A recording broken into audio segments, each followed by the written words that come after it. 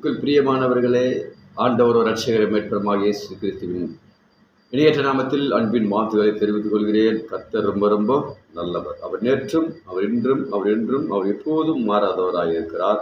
இதோ பிரயோஜனமானதை நாம் எந்த காரியத்தில் பிரயோஜனமாக இருக்குதோ அதற்காக நாம் நடந்து போய் சில பிரயோஜனமான காரியங்களை நாம் செய்ய முடியும். எஸ்ஐயா தீர்க்கதரிசி 18ஆம் அதிகாரம் 17வது வசனம் சொல்கிறது, இஸ்ரவேலின் பரிசுத்தராய் இருக்கிற உன் மீட்பரான கர்த்தர் சொல்லுகிறதாவது, பிரயோஜனமாய் இருக்கிறதை உனக்கு போதித்து நீ நடக்க வேண்டிய வழியிலே உன்னை நடத்துகிற உன் தேவனாகிய கர்த்தர் நானே. எனக்கு அன்பான தேவ ஜனமே, எனக்கு அன்பானவர்களே, பிரயோஜனமாய் இருக்கிறதை உனக்கு போதித்து நீ நடக்க வேண்டிய வழியை உனக்கு நான் போதிப்பேன் என்று கர்த்தர் சொல்கிறார்.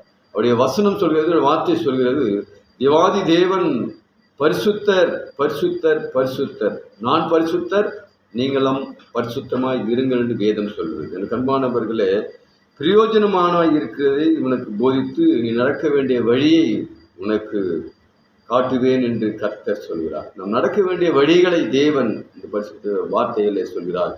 பிரயோஜனமாய் இருப்பதை நாம் நாட வேண்டும். எனக்கு அன்பானவர்களே, எனக்கு அன்பான தேவ ஜனமே, இந்த வார்த்தையை கேட்கிறவர்களே, தேவாதி தேவன் நீ நடக்க வேண்டிய வழியை இந்த பரிசுத்த வேதாகமத்தில் இருக்கிறது. நாம் எந்த வழியில நடக்க வேண்டும், என்ன பிரயோஜனமான காரியத்தை பேச வேண்டும், எதை நாம் போதிக்க வேண்டும் என்பதை உணர்ந்து நம்முடைய வாழ்க்கையில் வாழும்போது கர்த்தர் பெரிய காரியங்களை இந்நாட்களிலே செய்ய அவர் போதுமானவராக இருக்கிறார். வார்த்தை கேட்கிற ஒவ்வொருவரையும் கர்த்தர் தாமே ஆசீர்வதிப்பாராக. ஆமேன், ஆமேன், ஆமேன்.